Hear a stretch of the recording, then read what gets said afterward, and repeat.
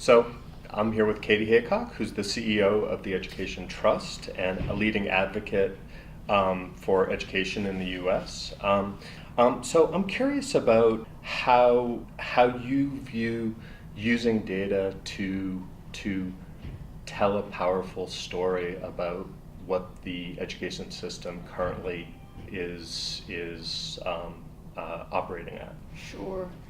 So one of the things that I think we've learned over time is that a lot of folks, and that includes both educators and those outside the system, have kind of ideas in their head about how we're doing as a country, how different groups of kids are doing, how fair or not fair our education system is. And since our job as an organization is to sort of move people to more serious action on sort of long-standing disparities in achievement, and what we found is that data are a powerful way to do that. Is that the longtime founder of the Just for the Kids organization said back, I think, 20 years ago, sort of, without data, you're just another guy with an opinion. And for us, it's become a kind of important way, again, to help to build understanding, to both celebrate progress, and that's hugely important, but also to force people to look at the things that are not so pretty, and move them faster to action. So what areas would you suggest to state policymakers to focus on to really make progress on a more equitable education system? Sure. There's sort of a couple of things that seem to be horribly important. One is to acknowledge that despite efforts over time to create sort of more fairness in the system, we still are a long way from providing all kids with fair opportunities to achieve their potential. The system, in fact, is still pretty heavily rigged against different groups of kids. We spend less on the education, for example, of poor kids and kids of color. We expect less of them. We assign them our weaker teachers. We are less likely to put them into more advanced, more challenging courses. So in 100 different ways, we're still shortchanging kids. And it's really important for policymakers to monitor changes in opportunity over time and to insist that the systems that they govern are making fast progress on those, rectifying those gaps. But the other really important thing is to not lose sight of the end game, which is academic achievement, preparation for college and career. And one of the things I worry about with new federal legislation that transfers more responsibility for accountability, for example, to states, is that we'll miss that, because there's new flexibility to include lots more measures in the system, we'll stop the focus on making the main thing. And so one of our messages, both to policymakers and to advocates, is yes, this is a good time to sort of broaden the indicators that you're looking at quality, that you're using to examine quality, but for please keep your eye on the ball and make sure the main thing is the main thing. So let's stay on that point for a second, because as we all know, ESSA is going to move a lot of authority down to states. Right. What do you see as areas that both states should really use that autonomy to focus on, and things that we might want to keep our eyes on to see how that's influencing the distribution of resources in states? Sure. Well, in many ways, ESSA is a kind of fresh start opportunity for states, an opportunity to bring together a variety of players, educators, education leaders, civil rights organizations, parents, disabilities groups, and so on, to ask the question, what do we value as a state, and how do we reimagine our accountability system in a way that no longer fits the kind of test and punish label that the old one got, but keeps the focus on moving forward. So it's a terrific opportunity to bring people together to do that. One of the risks, though, here is in sort of broadening out your measures, you have to remember that every time you add something new, the old stuff becomes less important.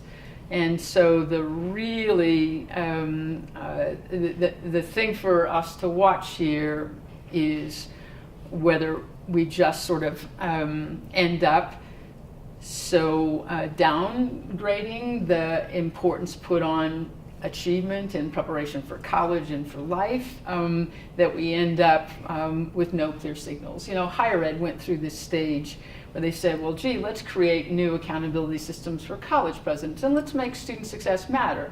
So they added student success indicators, but they also added research, fundraising, 47 other measures. And the reality is, in the end, there was no greater focus on student success because that became one of 47 things instead of the main thing for which college leaders were held accountable. So watching that is really important. But the other thing that is hugely important, every time states have had the ball before, and this is not the first time, they have underemphasized the achievement and opportunities for the kids with the least power, low-income kids, kids of color, kids with disabilities, English learners. This is an opportunity for states to, for once and for all, rid themselves of that reputation, prove the doubters wrong, and make sure that they're using their system not to take attention away from these youngsters, but actually to create urgency around solving the problems, the challenges that they bring with them to school. So let's switch to a little bit of politics for a minute. Sure. So, our incoming President Trump just announced his nominee for Education Secretary, Elizabeth DeVos of Michigan. She's a big charter school advocate. I'm not sure what the Ed Trust's position is on charter schools, but there certainly are ways to productively use charter schools in our education system. How do you see the charter school movement being influenced by this new direction of the Department of Ed? Yeah, it's a little tough to know.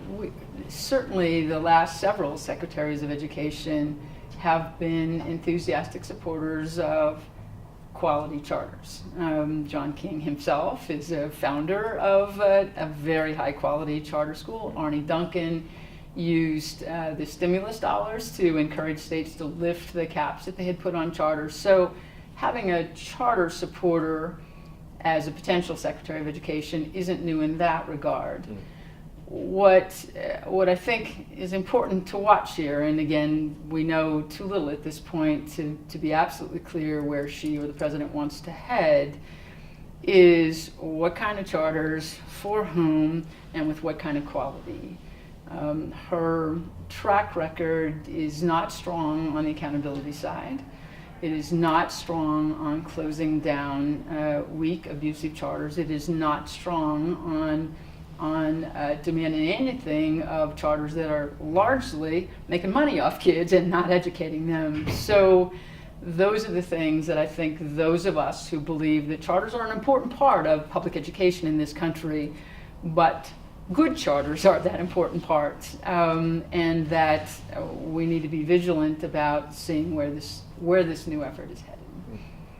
So, as somebody who uses research in an effective way, I think, in your advocacy efforts, what suggestions would you give to researchers who want to use their work to influence policy?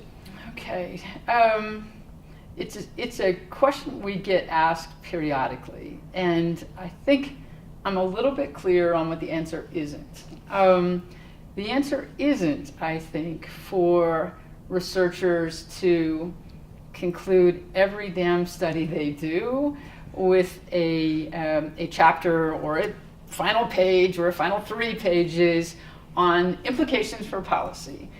All I can say is, as one who consumes a lot of research, when I get to those sections, I just want to stick pencils in my eyes, because most researchers don't actually get policy well enough to have clear ideas about that. So more of that is not a particularly helpful role.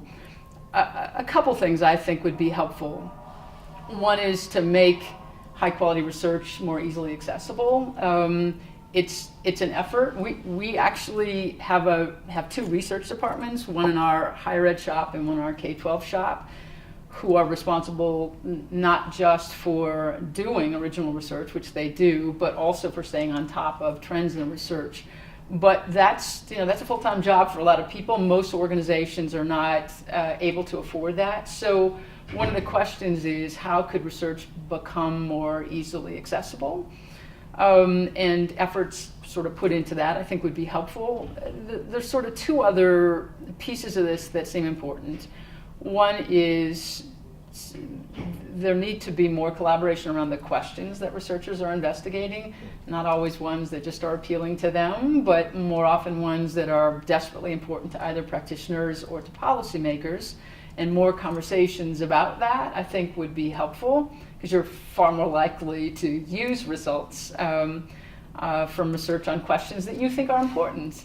But the second thing that I think would be helpful, and this may fit with the accessibility question, there are a lot of organizations in Washington, ours is not the only one, but we're one of them, that have a real track record of getting action on problems that research points up good solutions to.